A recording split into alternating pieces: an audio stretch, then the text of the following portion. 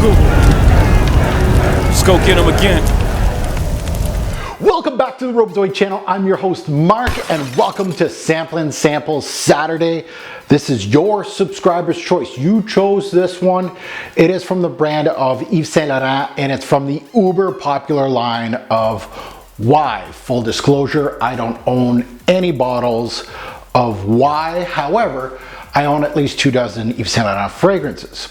I'm not a fan of the line. I'm just gonna go straight into that and tell you so you can shut off the video if you're looking for a cosign. I'm not your cosigner here. The eau de toilette of Y, it piqued my interest when they first launched it. I'm like, that bottle is gorgeous and I'm not going to poo-poo the bottle. The bottle, if the juice inside was as nice as the bottle, I'd be all over this line because the bottles are gorgeous. Now, the EDT really, and this does it, like some of these gimmicky, like Invictus from Paco Rabanne, Bad Boy from Herrera, Y, among others, the eau de toilette releases, the popular releases, I couldn't do it, and it kind of ruined the whole line that I've never really checked out the rest of the line. That's on me. I do like giving fragrance lines and brands second, third chances. You know me, I've been in this game for so long. I don't tend to ignore as much as I do. Like there's so much to discover, so you kind of want to delve back into it, and this is where I am today, is I want to delve back into the Y line and just see what's out there. There might be one that is gonna surprise us, and that's the whole part of discovering. They all can't be greats, they all can't be really good to really, really bad, and there's some in the middle. So the bottles are gorgeous. I'm giving this line another chance. Hopefully I can get a couple bottles just for the bottles as a collector. Now, because I think the eau de toilette sucks does not mean the whole line is poo-poo. So we're gonna have fun with this one. I do have a couple in my subscriber's choice. You guys chose this one, and I have the other one, which is the newest one, I think the Intense version, the EDP Intense version, which is still in that subscriber's choice. So you can vote for that if you want. But let's delve into this one. Let's see if I can find a jewel out of this line. This one, by the way, is called Le Parfum. So this was a 2021 release, so one of the more recent Y releases, and let's get into it. Let's go under the hood. Let's take a look at some stats on this one. Obviously, I've already said the release date 2021. They release these every so often. I wouldn't be surprised if YSL releases in 2024 this year, or next year. The next Y is going to be an elixir, and then have an inflated price. This is where these brands are going now with their top sellers, is elixir. Let's add an extra $30, $40, $50 to the price because people will pay for it just because of a name. It doesn't do anything in regards to being different. Elixir, what does it mean? I don't know. Does it mean extrait? What does it really mean that you're going to pay an extra $50 for it? It makes no sense. So the concentration on this one is, of course, Parfum. The nose behind this, All-Star Perfume, huge resume. Absolutely love this guy, Dominique Rapillon, the master with herbs and spices. I love Rapillon with spices mostly. He's a magician with it. So the big notes in this particular release, and this is a theme of 2020, 21, 22, 23, is these designer brands are utilizing their top sellers and flanking it with a lavender note. There's a lot of lavender in the back end of this release. It is lavender centric in my personal opinion. You're gonna see a lot of people are gonna call this soapy thing that they don't like. Yeah, that's the lavender doing that thing.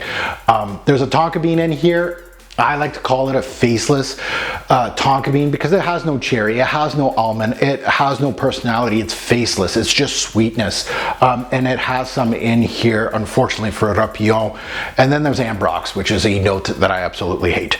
So let's delve into it. I am wearing this as my scent of the day today, and there's barely any left, but we're going to drain it as much as we can. It looks like we got 3-4 sprays left. Let's see if I can go the whole round here. Done. Okay, launching it. Oh, I can smell that already. And that did not break, but we lost the cap. It went on the other side of the room. Beautiful throw. The first thing that hits me upon first sniff, there's some good and some bad. So let's go in the good. The citruses and the ginger combo, really nice actually. The citruses are decent here. I do get some grapefruit, but I do get an orange and lemon melange here. There's a little tang to this fragrance. There's a little orange, there's a little yellow.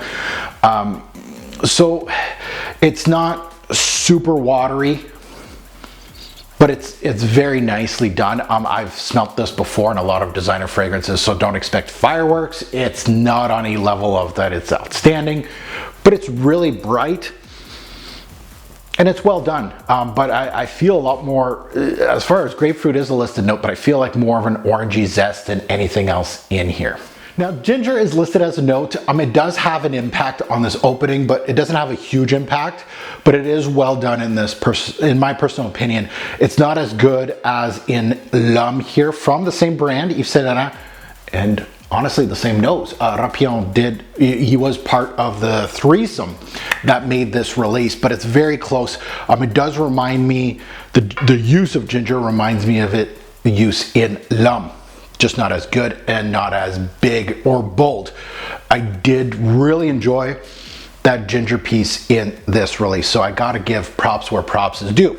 Also sense a really synthetic apple note here. It kind of ruins it a little bit for me. Think an apple like the Hugo Boss apple. Hugo Boss likes to utilize the synthetic apple note, and it's not even actually as good as the Hugo Boss. There's some green aspects in this release as well in this opening. Kind of minty, but not like a synthetic mintiness. Like, some people compare this to Eros, and I think that's bang on as far as the mintiness. Like, not a good mint. Like Roadster is a good mint from Cartier. That is a good minty fragrance. It's pulling from the geranium, and there is some green aspects from, of course, that geranium, and there is some herbal components, of course, from the sage. So there's some green nuances here. There's an aldehydic note in here that does give the scent some sparkle up top, and that note is actually fairly good in this release. But then you get this blue shower gel Ambrox slightly nudging your nose and saying hi, and that's where this fragrance loses me. It's not as bad as Eros or Sauvage Bad, because it's not, the volume's not turned up on this Ambrox, but it's still bad. There's also a sweet Tonka note that actually comes into play here with the Ambrox, runs through it, and they run together now towards the end. And yeah, those two are, pardon my French, very poor.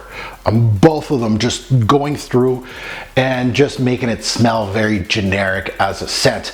The opening has some redeeming points. Like, there's some freshness in here, there's some watery aspects, there's some green and fruity aspects, and there's some herbaceous and aromatic facets. So there is some good in here, and the ginger note is the thing that I really like in this. The aldehydic note is pretty good, and the citruses, but there's a lot of bad. The apple, the Ambrox, the Tonka, which is faceless, by the way, really just ruins this opening. And that's like a couple minutes in, it starts pushing through and just ruining the whole scent. And the apple is starting to go through now, and it overflows. The apple overflows the citruses and the ginger, so those kind of go into the back end of the release. So the poor notes are really being the ones that are hitting your nose. Now, moving into the mid, I finally detect what the backbone of this release is, at least in my personal opinion. When I wore this fragrance, I had about 3 wearings out of this little decant, and the note is lavender. Now, lavender is very popular in designer releases. You can tell, like, a lot of the things that you know, fragrance heads are pushing right now. The new Le Male Elixir, the 1 Millions are throwing this lavender note. Not that lavender is new in Le Male DNA, but it just goes to show you how fragrance notes kind of go through this recycling phase. And lavender is a super popular note, and you'll see a lot of fragrances back in the day that had this. So it's like the resurgence of lavender right now. The lavender in here is not good, and it's a huge part of this Y flanker. You're gonna get like a mild dryer sheet kind of smell, soapy quality from this lavender. So if someone says that this fragrance smells like, you know, laundry detergent, or it smells like a dryer sheet, which is me, or it smells very soapy like a soap, it's just the pure lavender note. And it doesn't help the whole theme, right? You got this Ambrox that's kicking your butt. It's got this sweet Tonka thing that doesn't smell like Tonka bean. Basically, it's sweetness. And then you got this. It really isn't helping. And you're pairing all this, and it's pretty much a big mess at the end of the fragrance. There's a little bit of redeeming qualities in here. I see a little bit of good facets, but at the end of the day, this is a very faceless release. There's a lot of things that just don't have personality to them. To note, Olibanum is listed as a note. I was excited to see if we're gonna get some smoke or something out of the Olibanum. I didn't get anything at all, and that is a ghost note to me. I didn't smell anything. Now, patchouli is also listed as a note, and we're gonna give that to them. There's a slight patchouli in here, not so earthy, just a little green. There's some woods in here, but just like the Tonka, very faceless. I think they listed cedar as the wood. I'm not getting much Home Depot in here, to be quite honest. I feel like the geranium and the lavender, and again, the geranium and lavender in the mid, mostly lavender, try to hold this thing together, but it just smells like everything else out there. Prominent Tonka with Ambrox, this just isn't it for me, at least for me personally. And that's, you know, this is my YouTube channel and this is my thoughts. A lot of fragrance reviewers don't like doing these type of videos. Me, I'll give you my take. You know, it's nice to have different takes from a fragrance reviewer that's praising it to a fragrance reviewer that's not. And I'm not hating it just because I'm hating it. It's just because look at the price tag on these things. You go on a website, a discounter, this is probably on the same price of a lot of designer fragrances. You got your pick. This is going to be at least Canadian. You're looking at 100, maybe even more. So you're getting to that price point that holy, like you got a whole bunch of designer fragrances that can do so much better than this. Overall, a synthetic bomb of a fragrance. There's some nice pieces here and there, but they are fairly minor in this release. This Y line is, I think when I'm looking at it, is all pretty bottles for me at the moment. But again, this is not discouraging me. Yeah, it might be, you know, you're gonna get reviews of this line far and few between in regards to me, but I'm gonna try one or two more, see perhaps if they have something in this line that I can grasp on and say, you know what, this is the best of the line. Personally, for me right now, this is a little better than the Eau de Toilette from what I recall. Again, my usage of this Y line is very minimal. Other fragrance reviewers do wear these a lot more than I do, so they might be a better way of you to getting your information in regards to that, but I'm just telling you my thoughts on the small decant. So let's take a look at seasons, day or night versatility and performance. Seasons. The one thing about these non-personality fragrances is, you know, there's some freshness, there's some aromatic notes, and these kind of linger. There's nothing really big and bold in here that I feel like it's all seasons. I feel like maybe tweener seasons would be best for this one, like, you know, nighttime for summer, and then fall anytime, spring anytime, and then winter anytime. So it's kind of like that, day or night, it's either way. Would I wear this on a date? I wouldn't personally. Could you wear this at work? I wouldn't personally, but it could be something that's casual use. Versatility is fairly high, depending on your age range and where you are in your fragrance journey. You know, if you're a teenager, this has teenager written all over it, but it doesn't have that bargain bin box, you know, price tag. If you can find this for under 50 bucks, yeah, sure. But right now, this is going against some of the best in the game. You know, you can spend maybe a little bit more and get a niche fragrance. It's at that point now that this smells like a bargain bin fragrance. Like Jimmy Choo could probably make a fragrance like this. 30 bucks, you know, Tommy Hilfiger could make a fragrance like this. There's nothing that is standing out to me. Like the ginger is good, the aldehydes are good, the citruses are good, but the lavender's poor. The Ambrox has always been poor, personally, in my opinion. And then you got this Tonka that's faceless. There's no cherry, there's no almond. Like, might as well get Guerlain Ideal if you want something that's Tonka based. If you want lavender based, go check out the original Le Male. Check out the Le Male line. Lavender is actually pretty decent in those. That's why where my hate is coming from is that I'm not really hating on it. I'm just judging it on my 3,000 bottle collection, and you know, how many fragrances have I tested over the years. This is where I'm going with it. So the versatility is high, but mostly for someone that's more, I guess, younger and doesn't have a collection. You're just going to wear this as your signature. I could see that. Performance. It's not a big performer, but it's decent. Longevity 6 to 8 hours, which is good. I look for 7 to 9 in all my fragrances, but 6 to 8 is pretty good. And average projection. So again, just because it says Le Parfum on it doesn't mean you're going to get beast mode projection. It is just fairly average as far as projector go. So my final thoughts on this release is that it isn't as bad as the original Eau de Toilette from what I recall, but it's far from good.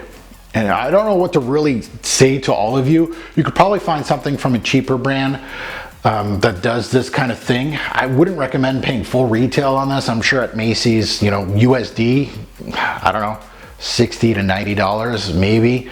I might be wrong. I'm from Canada, so I'm trying to dumb down the prices. I know that this is at Shoppers for probably a big bottle, $130 Canadian. Like, that's a lot of money. I can go to like a discounter and get myself some really nice niche fragrances for that price. So I wouldn't recommend paying full retail on this one. It smells cheap at the end of the day. Here's an easy takeaway from a frag head. You know, I've butchered your Y line. Let's say you've gone through this whole video and you're like, huh, you know, I'm starting to make you think a little bit. You know, maybe I'm done with this Y line, but I really like Yves Saint Laurent. What should I check out? You know what? Like a step up from this Y line would be these. Go with La Nuit de l'Homme, and I know L'Homme also, the originals. And I know there's performance issues on these as far as a lot of people say, but much better scents in my personal opinion than the Y line. You're going to be spending $100 for those anyway. You go to discounters, at least you'll get something that smells good. I really like that. Like L'Homme for work, La Nuit de l'Homme for nighttime. If you feel like spending a little bit more money and it's like a little step up, Tuxedo from YSL, right? This is from their higher end line, but at least you're moving on up and you're spending your money. An excellent scent from YSL. They do have some discontinued ones from that line that I'm not going to talk about, but and then if you're moving on up even more, then you start digging into crates and trying to find some older stuff, discontinued. M7, absolute one of the best from YSL. And then I got my bottle here of Noble Leather, another scent that I absolutely love. But again, that's another step above that. So those are my recommendations. You know, I'm trying to give you some sort of value. Hopefully, if I even help out one person, that's it. Perfect. Now let's go into a score. Score out of 10. Man, it's gonna be a tough one. I'm gonna give it 3 bottles out of 10. I don't think it's a complete loss, but I feel like they're so much better in the designer game. Definitely not worth, you know, the units that they're selling. And I understand, you know, selling point versus, you know, an excellent fragrance. And this is just not it. 3 bottles out of 10 out of me, and kind of almost being generous here. But I do like the ginger in here. Kind of reminds me of the ginger in L'Homme. If you like that ginger in here and you want more, L'Homme has a lot more ginger in the opening, and it's actually really, really good. Rapion did his thing in L'Homme. Now that you heard my take, I'd love to see yours in the comments below. Love, hate, you're in the middle of the road, suggestions on where to buy this thing. I absolutely love comments that are all over the place, you know. Unless you're attacking me personally just because I don't like the same fragrance as you, please don't look at reviewers for cosigns. You know, do your own thing, and hopefully you enjoy my take, and especially if I've, you know, made somebody kind of think about changing, you know, directions and out of the Y line and get something a little better. Happy to help. Now, as always, a great report fragrance will make a lasting impression. Choose your YSL release wisely. Thanks for watching. Have a good one.